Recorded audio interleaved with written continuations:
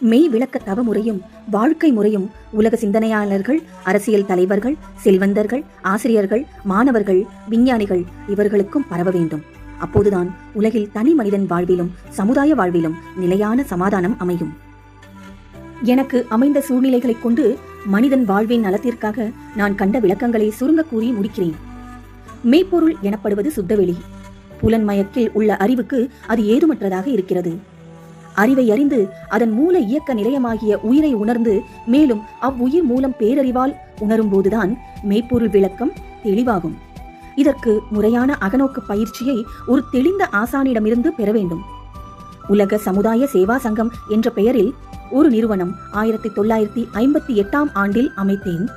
ஆயிரக்கணக்கில் உலகில் இத்தகைய ஆசிரியர்கள் பெருக ஏற்பாடுகளை செய்துவிட்டேன்.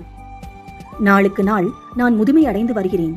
வாழ்வில் நிகழ்ந்த பல சோதனைகளும் அளவுக்கு மீறிய உழைப்பும் என் உடலை மெலிய வைத்துவிட்டன. வாழ்நாட்களுக்குள் வாய்ப்பு கிட்டினால் மேநாட்டு அறிஞர்கள் சிலரோடு தொடர்பு கொண்டு எனது உலக அமைதி பணியை பற்றி விளக்கி அது எனக்கு பின்னும் சிறப்பாக செயல்பட்டு உலகுக்கு நலமளிக்கும் வண்ணம் செய்ய விரும்புகிறேன். மனவளக்கலை அன்பர்களின் கடமை.